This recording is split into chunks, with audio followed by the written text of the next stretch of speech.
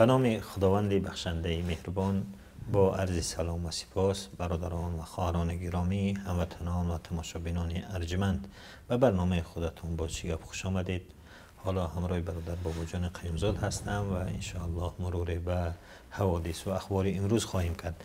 شروع میکنیم از خبر این که نرخ بنزین در آسیای مرکزی از همه بیشتر بلندتر در تاجیکستان بوده است. یعنی در کشورهای همسایه ما از 22 تا 30 سنت هستند و در قزاقستان 44 سنت، حدود 44 سنت و در تاجیکستان 65 سنت. یعنی 5 دیرم 5 سومونی 10 دیرم 5 سومونی تا 30 دیرم نرخ بنزین هست و این در حالی است که تاجیکستان از نگاه زندگی مردم سخت‌تر هست، معاش پسترین معاش هست و حتی خیلی که امروز می‌بینیم که در رسانه‌های روسی و در اروپایی خیلی وقتی که از تاجیکستان نام میبرند میگن که تاجیکستان فقیرترین کشوری شوروی سابق و حاضر آوردن باز میگن که تاجیکستان یکی از کشورهای فقیرترین آسیا و شاید فردا هم خدا نگهدار دارد برسد بگن که یکی از کشورهای فقیرترین یا 10 کشوری فقیرترین جهان. این وضعیت هست ولی متاسفانه میبینیم که انداز از همه بالا هست، معاشی پست میبینیم بنزین از همه بالا هست. این چرا چنین صورت میگیرد؟ شما ببینید یکی از دعواهای اصلی عمرعلی قوت با حکومت تاجیکستان بخصوص با خانواده پرزیدنت بر سر همین قضیه بود. وقتی که بنزین در تاجیکستان به مونوپولی یک خانواده تبدیل شد، به طور طبیعی دیگر رقابت از بین می رود. خب امروز تمامی من راستی وقتی که در تاجیکستان زندگی میکردم در نزدیکی یک به اصطلاح بعضی کلانی همین مواد سوختی بود، نه بنزین و نمیدونم سلرکا و اینو در اونجا استحصال با فروش میرفت، از با واگن اونجا وارد میشد و از اونجا با فروش میرفت. یکی از اون افرادی که اونجا کار میکرد با هم دوست بودیم، شناس بودیم، میدونستیم. بعد یک مدت اون با گفت که مفلس شدیم و داریم همون چیزایی که بزرگی که داشتن همه رو میفروختن. گفتم برای چی؟ وقتی که واقعا اون حالت رو نقل کرد من تعجب کردم. یعنی ببخشید این تاجری که میگوید این تاجر نو در این ساحه در اومدگی بود که این قبلا اصلا این خیلی تا سالهای زیاد در این ساحه کار کرده است و وقتی که صاحب چندین ماشین های بنزین کشانی و این چیزا بود، اون البته غیر این جای دیگر، وقتی که با او صحبت کردیم که مشکل در کجاست، میگفت که شرکت تاجران اونقدر فضا رو برای ما تنگ کرده است که دیگر هیچ کس نمیتواند با او رقابت کند. اون یگان محدودیت ندارد برای خودش، از تمام انداز و همه چی آزاد است و در راه پولکی هم که معمولا از اون طرف بنزین رو می آوردن از طرف خوجند، میگفت در این راه ترازو و راه چیزهایی هست که ما وقتی که میاییم اونجا حتما با مشکلات زیاد این، ولی ماشین تاجران هیچ مشکل و مانعی ندارد، بدون یگان مشکلی میرود میآید. این تنها مشکل نیست، مشکل این است که اونها رو به حد فشار آوردن، تحت فشار گذاشتن که دیگر اونها اجازتی حمل و نقل و فروش بنزین رو نداشتند. ولی یک طایفه از این حساب صاحب یک سرمایه کلان میشوند، سرمایه ها رو میبرند به بانک های آفشوری، ولی چی میشود اینجا؟ کی ضرر میکند؟ مردم بیچاره و صاحبکاری بیچاره. صاحبکاری بیچاره، اون صاحبکاری که از این به خاطر این تاجران مفلس شد، چندین کارگرش بیکار شد، چندین. این یک طرف است. از طرف دیگر مردم بیچاره که امروز خودش خیلی که شما گفتید یکی از کشورهای فقیرترین، نه جای کار وجود دارد، نه درآمد وجود دارد، نه یک استحصالات وجود دارد، فقط مجبور است چیکار کند؟ بنزین رو با این قیمت گران بخرد. اون وقت چی میشود در جامعه؟ بحران به وجود میآید، قرب سامانی از بین میرود، بعد این رو با کلای کی بار میکنند؟ صراف بیچاره. در حالی که اصلی مشکل کجاست؟ در ان همین مونوپولیا کردن تجارت و امکانات دولت است، امکانات تجاری و نمیدونم صاحبکاری است. همین ها هست که بحران رو با وجود آوردن. شما ببینید در ساحه شرکت های هواپیمایی ما برای چی در تاجیکستان بلیط هواپیما به سمت های روسیه و دیگر جاها از همه گران می شود، در بخصوص در بعد از بهار؟ برای اینکه در بازار ما رقابت وجود ندارد، نمیگذارن شرکت ها رو رقابت کنند از آش و از دیگر جاها. بله، برای ما همین طور کردیم. طبیعی است. مردم برای اینکه ارزانتر پرواز کنند مجبورن از اینجا میروند از تاجیکستان میروند به بیشکک، به آش، به دیگر جا، از اونجا بلیط هواپیما میگیرن میروند یا به استانبول یا به روسیه یا به هر جایی که میخواهند. ولی در تاجیکستان رقابت از بس همه را به مونوپولیا یک گروه تبدیل شده است. یک طایفه آمدن فقط همه امکانات رو در اختیار گرفتن، اونها هر کاری که میخواهند میکنن، ولی دیگران اجازه رقابت ندارن. برای همین نرخ بلیط هم قیمت میشود، بنزین هم امروز از همه بالا نرخ گران در ما است. این تنها نیست، دلار قرب سامانی پست میرود، ولی همه این رود میآیند با کی بار میکنن؟ باز گناهگار میجویند در این کار که صراف و نمیدونم کدام باز یک دهقان و نمیدونم با کدام یک تاجری بیچاره که شاید هیچ ربطی به این کار ندارد، ولی واقعیت رو نمیبینن. انا همین است مشکل. ببین دوست عزیزم، وقتی میگیم که مثلا یک تاجیک میخیزد از اینجا میرود به قرقیزستان، بله، این خودی این مصرف رحم دارد. پس یعنی فرق بین یک بلیط در قرقیزستان اصلا خیلی فرق داشته است که تاجیک مجبور می شود که این قدر مصرف رو بکند، این قدر مسافه رو برود، ولی با یک چی، یعنی حدودا شاید 100 تا 200 300 دلار فرق میکرده بود است بین این چیزها که مردم مجبور می شوند از اونجا بروند. و واقعا هم چی طوری که در شبکه‌های اجتماعی هم یک نوار پخش شد که در صحبت رئیس جمهور در بدخشان یکی به نام منیر حبیب می اومد میگفت که در کشورها در هر جایی که هر چیز زیاد باشد اون ارزان است، در ما آب بیشتر است ولی نرخ برق خیلی گران است. حتی اونها میگویند که نرخ برق را از به حسابی دلار میگیرند از اون. بله، از بدخشان مرد. بله، یعنی وقتی که ما دلار رو یک بیچاره رو با اینکه با دلار خرید و فروش کرده است این قدر مجازات سخت یا بنا سال تهدید میکنیم، بله، مقامات ما خود دارن که بعضی چیزهای مهم رو با دلار حساب میکنن. درست است. به هر حال در تاجیکستان این مسئله مونوپولیا یک مسئله خیلی کلان هست که امروز اقتصاد کشور رو به فلج کشانده است.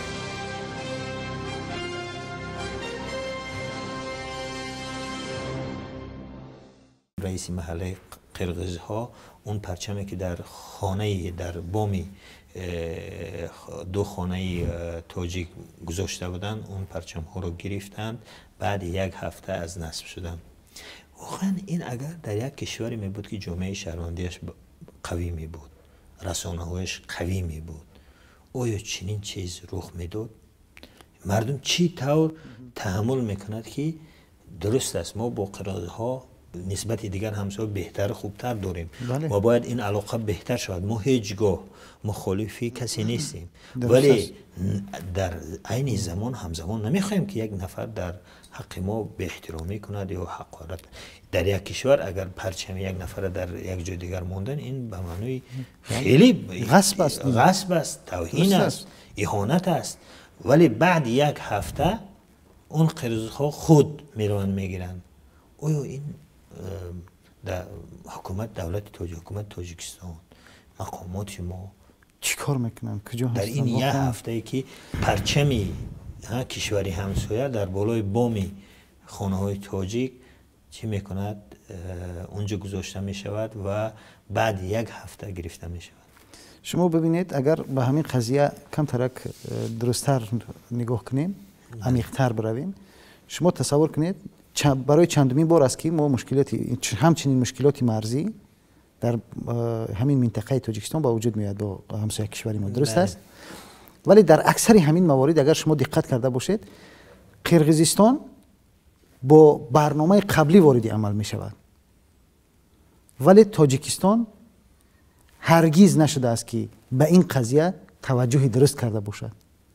حتی با فکر این نیست که قضیه رو بروند با راههای مسالمت آمیز درست حل کنند.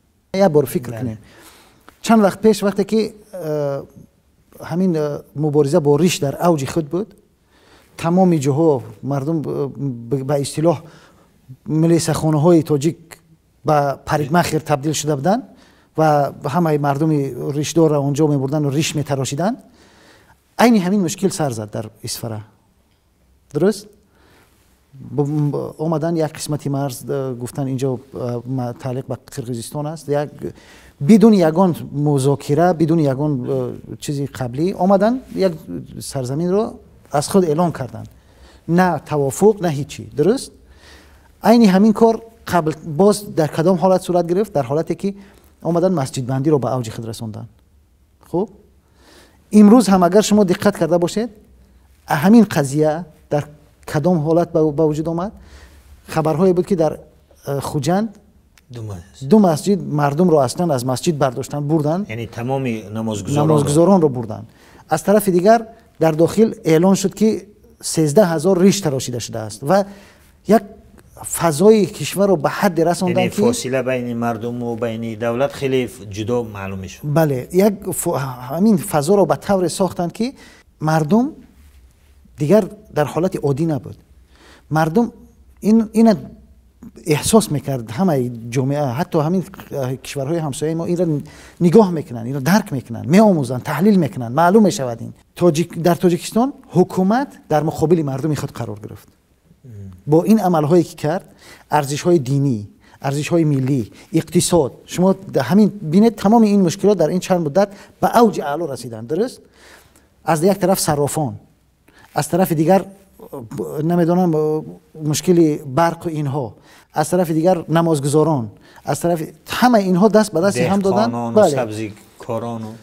انا در همین حالت قرقیزستان آموخت که اگر یک مشکلی هم باشد در این حالت هیچ کس به فکر حل کردن این نیست، با خود درگیر هستند. اون باید حالا برود ریش مردمش را درست کند، حالا برود به سطر مردمش کار بگیرد، حالا برود نمیدونم نمازی مردم در مسجدها ببیند. یعنی مسجدها رو به این قدر نافهم هستند که باید اینا بیان ترتیب دیان و اونها تا حال برون مسجدها را به چایخانه و نمیدونم دیگر چیزها تبدیل کنند.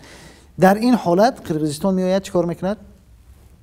مسائل مطرح میکند، در حالی که همه در یک حالت چی هستند؟ مشکل. ولی چرا؟ شما ببینید چرا تا همین امروز هیچ عکس العملی از مقامات در اینجا دیده نمی شود؟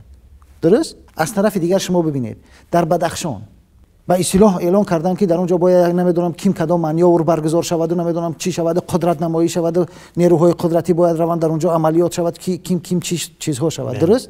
گویا که اونجا مرزی نمیدونم چی هست و فلان و کزان. چی اونجا مرز است؟ اینجا مرز نیست؟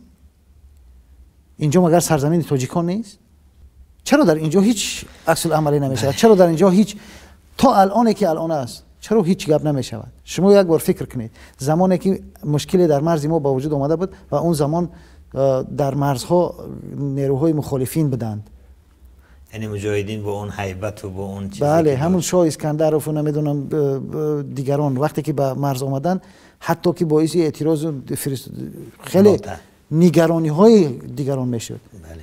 چرا؟ چون که نه اگر یک طرف این بود که اون نیروها واقعا نیروهای تجربه دار جنگی بودن، این اگر یک طرفی مسئله بود، مثلا طرف دیگری مسئله این بود که وحدت ملی و مردمیت اون رو میفهموند. بله. این رو میرسوند که این مردم در حالتهای دشوار در حمایت از مرز بومی خودشون با هم هستند.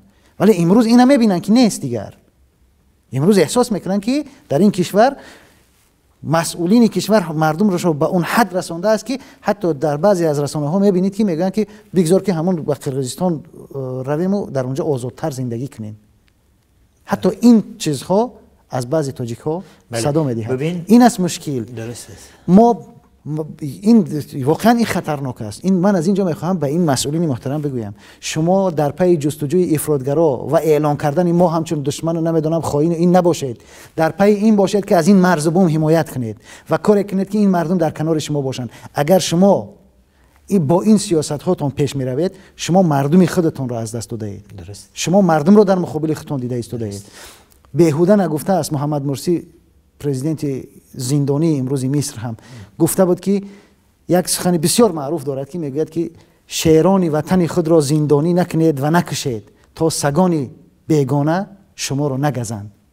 همین است. امروز شما شیران وطن ما را در زندان کرده اید، بیرون کردید از وطن. چی فکر میکنید؟ از این حالتون بدتر می شود. بیایید در کنار مردم باشید، بیایید با مردم دوستی کنید، نه اینکه مردم را دشمن بسازید، نه اینکه از مردم برای خودتون یک چیزهایی بسازید که گویا که آنها افراطگرا هستند و نمیدونم تروریست هستند و چی هستند، در حالی که هیچ کس. من از اینجا با اطمینان کامل میگویم که تمام اونهایی که امروز زندانیایی که سیاسی که امروز در زندانها قرار دارند، این مرز بوم رو بیشتر از این حکومتداران دوست می‌دارند. و این مطمئنم. و یا اینهایی که امروز در بیرون هستند بیشتر از شما وطن را دوست می‌دارند. ولی شمایید که ملت را پاره کرده ایستادید، مردم را بیچاره کرده ایستادید، یک گروهش از زندان کردید، یک گروهش بیرون از وطن کردید. خدا می‌داند که بسر اون گروه کوچکی که در اونجا مونده است بیچارهش کردین، این قدر غلامش کردین، ذلیلش کردین. خدا می‌داند که چی می‌آید بسر اون در آینده. یعنی شما با همین عقیده هستید که یعنی حرکت کشوری همسایه نقشه شده است در یک وضعیت مناسب رو برای اونها یعنی اختیار کردند که حکومت و مردم درگیر هستند، با مشکلات دیگر دچار هستند و این وقت رو وقت مناسب برای حرکت دانستند. ولی دوست عزیزم اینجا اگر ما هم نگاه بکنیم در همین مسئله، ببین این مسئله پرچم که این مسئله رو بیشتر مطرح کرد. واقعا تشکر با همون روزنامه‌نگار مستقل تاجیک که حتی رفت دستگیر شد ولی مسئله رو مطرح کرد. باز و دیگر رسانه‌هایی که مستقل داریم معلوم می شود و اون کاربران اینترنت، شبکه‌های اجتماعی که با این حالت اظهارات دادن و فکرهای خود را و ناراحتی خود را بیان کردن، ولی می‌بینیم که در رسانه‌های حکومتی این مسئله اصلا مطرح نبود و حتی از این خبر نبود.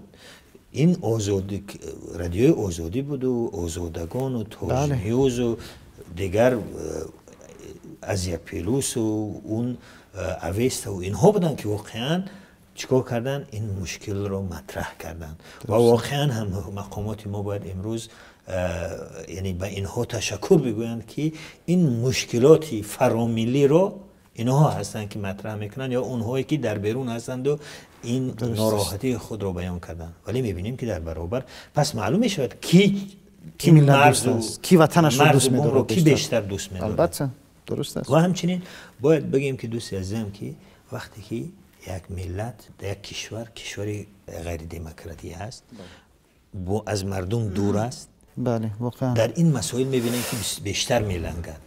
ببینیم ما قرقیزستان اون مرزهایی که توافق‌هایی که یعنی اون لایحه‌ها طرح‌هایی که در مسئله معین کردن حدود مرزها بود، قرقیزها الکی در رسانه‌هاشون اون رو منتشر کردن که مقامات اونها در کجا با تاجیک‌ها موافقت توافق کردن.